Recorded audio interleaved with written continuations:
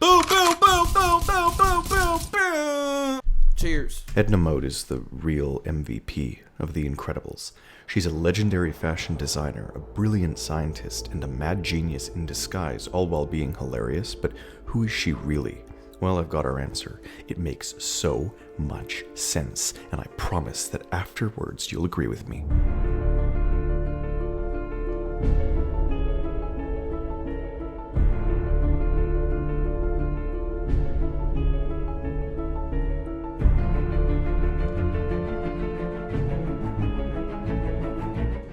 Hello, I'm the Theorizer, and Edna is a little suspicious when it comes down to it. She doesn't have many scenes to go off of, but there's stuff between the lines. In the first movie, we see her at the wedding flashback, and in the present, Bob goes to her modern mansion to get a patch job on his supersuit. She immediately tries making him a whole new one with tracking capabilities and a better fit. She strongly advises against wearing capes, and explains how tons of supers died, all because of, let's face it, her designs. When Helen finds out about the patch job, Edna tries inviting her over and reveals that she's created matching suits for the entire Incredible family down in her mad science lab. Ultimately, this spurs them all to fight the fight together and stop Syndrome from killing more superheroes. She's also there for the Parr family in the sequel, where she studies Jack and learns of his many powers. She explains how super babies work, and then calculates dimensions and transcends material science to create technology capable of containing him. She's like Q from James Bond, the gadget maker for the spies. She knows a lot more. She's a futurist, but she's also fantastic, and frankly a legend. But we don't know much about her from what little we see. She's rich, intelligent, fashionable, and visionary, but seems to have closer ties to the supers than anyone can imagine. Who is she really? How does she play into the whole superhero relocation program that everyone's a part of? My theory is that she keeping tabs on every single one of them. And you know how, what's his name in Invincible? That one nigga move, you know what I'm saying? Cecil. She like Cecil, but like she don't dispatch. You feel what I'm saying? She just keeping tabs. Because I think she damn near making suits for everybody. She about the bag at the end of the day. And I wouldn't be surprised if that was the case. She's more important here than almost anyone, but how so? And clearly she's mastered more than just fashion. Her true passion is powers and understanding them. Just take a look at her secret laboratory. She describes the supers as gods, truly super models for her designs. How does she have all this technology? Well, I think she's been in charge of something massive. She's not just the fashion girl, the gadget girl. She's the head honcho, in some sense. You might see where I'm going with this. If you've been with me for a while, you'll know of my extremely lengthy history with The Incredibles. My first real theories on it were my Syndrome videos, where I tried figuring out whether or not Syndrome could actually be a superhero. Conclusion: yeah, in fact, his entire base was his parents and Gazerbeam's base before he learned the truth about them and offed them one by one, starting his descent into villainy, with Mirage possibly being a robot he created using his super intelligence. Not Mirage, bro. The bad shit? He lying. A year later, I also did cover the second movie and made a video discussing just how much Winston knew about his sister's plans before dropping the biggest bombshell of them all, solving the entire conspiracy of the government agency, Rick Dicker, who killed the Devers' parents, all of it, seamlessly. You see, all of this comes down to this pesky agency there behind it. This also did end up tying together with a few other Pixar theories I made, culminating in the best theory video I've ever posted, bar none, simply entitled The Baby Smitty Theory, but that's for later. You see, through all of these, I had been talking and revising my ideas and working on how things could tie into Edna without ever coming to a solid conclusion, but I understood this much. She knows a lot more than she lets on. For ages, I've endorsed the theory that she created Syndrome's suit, and knowingly did so with a cape, so he'd be doomed to die. And I also now believe that yes, she created the family suits to motivate them all into action, and gave Bob a tracker because she knew what was coming. Her smug, all-knowing face and...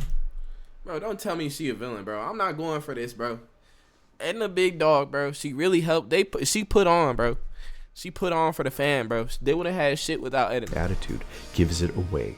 She knows so much more about the agency and has a deep, deep connection with the government and supers as a whole. They always go to her for help. She's a mad scientist. She's connected to the agency, which Syndrome is a part of course linking back to the Smitty stuff, but she's not evil. She's something much wilder. She has the technology, she has the fashion, she has the sass, but it comes from a place of love and a regret for the flawed designs that have killed so many. I've realized that Edna's past becomes rather obvious once you consider a simple fact.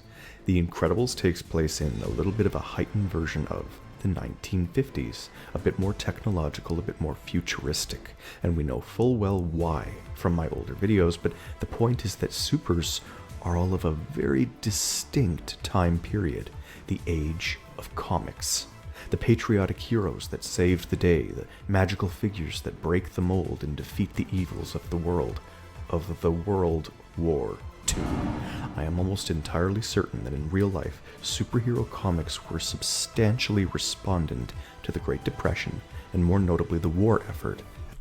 That makes 1,000% sense, because this is like, you know what I'm saying, I just watched X-Men 97, which y'all should give a good watch to. You know, and Magneto's backstory being that of World War II, it shows that how much comics really birthed from there. You know what I'm saying? Like it seemed like people probably just needed hope or something to like, and like this is like here, like superheroes. You feel what I'm saying? It makes sense, a lot of sense, because a lot of the shit for X-Men revolves around that Captain time America too. And many others, and I believe this bleeds over into the entire point and mythos of The Incredibles, giving us every single answer. If you align it, it goes something like this. To try and defeat the Germans during World War II, the American government of The Incredibles started a program to heighten human physiology and defeat the enemy. Superheroes were made, augmented humans, as a direct advancement to the war effort in the 1940s. Whoa, and Edna knew about this. She's a part of the government, bro. This is crazy. Alongside bombs, planes, submarines, and modern technology. The US government famously recruited German resistance members during this period, such as Albert Einstein, I believe, Operation Paperclip they called it.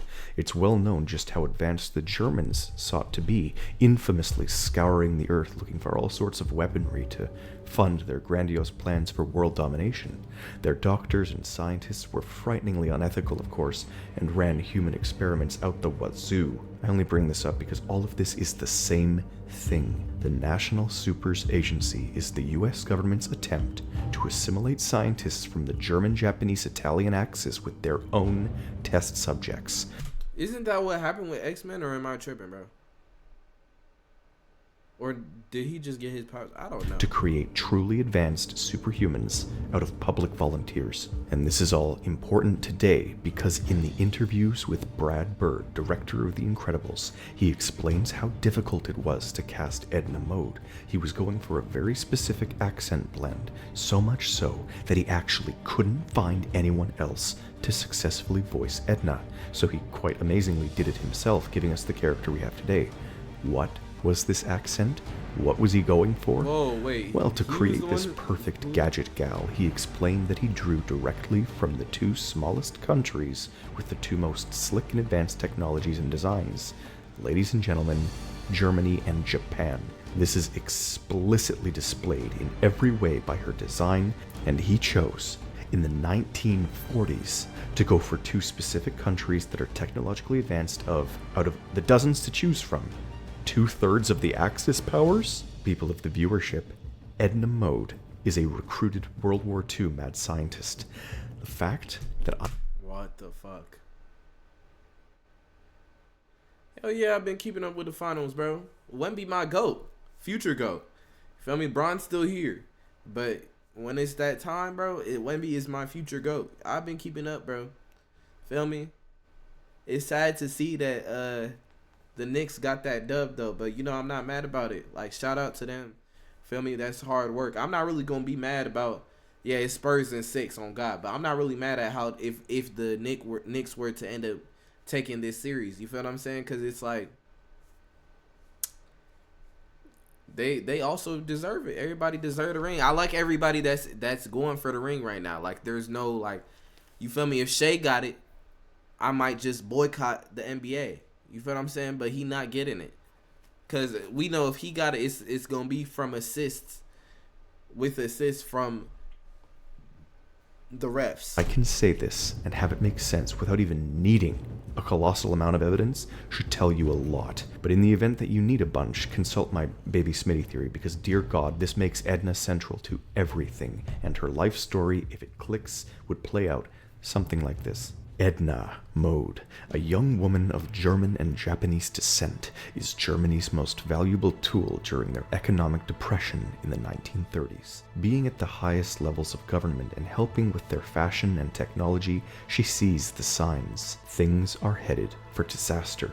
She explains when we first meet her that she often travels to Milan, Italy, working with their supermodels who only care for themselves. Her Axis ties just don't stop! Her heritage is Japanese. She knows what's going on in the Pacific. Living in Germany, she detects the first signs of incoming disaster and takes her intelligence and gets the hell out right before the country goes to shit. She flees to America and aids them with their poverty by providing technology to those in need. This genius woman would be the very first when it comes to BNL, that AI company that runs everything in the US government in later films. She is given tools and money to fund real progress, creating heroes in the times of poverty, and most importantly, to aid in the coming war. In 1937, she creates the first superheroes, and hypothetically, these would be the two to give birth to a child, Buddy Pine, Syndrome himself. If my other theories are to be believed, he has super intelligence, rivaling the likes of Edna herself, but he's stunted by nature of being the very first born into it and has issues. Many more supers are now granted powers, courtesy of her knowledge of nuclear mutation, and later, the monster genome from Beyond the Veil, if you know what I'm referring to. Now, into the 1940s, Edna is viciously against her former home of Germany, and they are attempting to conquer the world. They are even using some of her old technology to do it as they seek out the supernatural and the remarkable. When they ally with her heritage of Japan and her associates of Italy, she has reached the breaking point and advises that they siphon over her associates in Operation Paperclip. In this heightened world of the Incredibles, Edna and her team would hypothetically be the ones using this knowledge of nuclear physics to create the atom bomb, a counter-agent to the fires of war and the evils of Oh, hell no. So they saying Edna created the atomic bomb? Nigga. Nah, gang. There ain't no way. Cremation. We see her there lust ain't no way. And her drive even her later ass during evil if she did some shit like that. Miniature nukes. The Incredibles takes place in 1962. That is true. She be happy watching some shit blow up, though. Meaning the glory days take place in 1947, 2 years after they dropped the nuclear bomb to end the Pacific War. Syndrome, the resultant fallout from Edna's experiments, begins to lose his cool, and as ever, Edna sees it coming. As more and more of her associates die by the capes, and this killer in plain sight, Edna blends the two dilemmas and provides Syndrome with the instruments of his own destruction: artificial intelligence and a cape. Edna knows everything about the supers in these films. She explains how they grow, how they gain and lose powers, how they are as babies. She is the one. She is the mother of supers. That is her role. That is who she is. She knows. This nigga might know ball. Cause if like this is a great direction that they could Everything. that they could go in. You feel me? Spiraling out of control when she leaves her agency to the world powers. And ironically, this would make BNL and Disney the Germans' conquest. Founder of the supers, the Mad Doctor herself. It's fantastic. This flies directly into my baby Smitty theory again, which of course needs a follow-up and is gonna have one now. And recently I've also seen some posts from people who have now also seen the German-Japanese connection and immediately think she's evil, but no, dear people, she's the hero we all deserve. I'll cover this more in my next Pixar theory, but for now, make sure to subscribe. I ain't gonna lie, I'll say this right now. Say Edna really is this person. You feel what I'm saying? Say she did do all this shit. I will say this though. Like before I even get to that, The Incredibles have and will always have so many ways that they can like branch off. You know what I'm saying? Because there's just it's such a big world, and I feel like we haven't seen a lot of it at all. You feel what I'm saying? There's so many pieces, different nuances to it that I feel like could be added, and they just don't give us a lot of content on it. You feel what I'm saying? We get a movie every few years. Like I said, I always say that first movie is something that I think will always be one of my favorite movies, because literally Glory Days movie, like, or show, like something, bro. Because like I think when I was watching it as a kid, like I liked it just because it's superheroes. But then when I watched it as a grown man, it's like, damn, gang, like this shit was hitting on some points that like, nigga, as a grown man, I can literally, relate to. You feel me? So that shit is big, bro. That shit is big. Feel me? In my thoughts, I've been fighting demons, ain't no invitation. When I lose my shit, it's not cool, bad situation. Why am I wearing all these faces? In my truth, I'm a bad man, can't keep up with the evasion. Gotta stand on business and stay solo. Still praying for the days where the niggas ask for photos. In my head, am I the problem? Bad thoughts, yeah, I caught them. Bloody fists, yeah, I fought them. Road to riches, I'm on the bottom. So do I take my time and just fight my temptation? Or do I let go all my problems? Can I say salutation?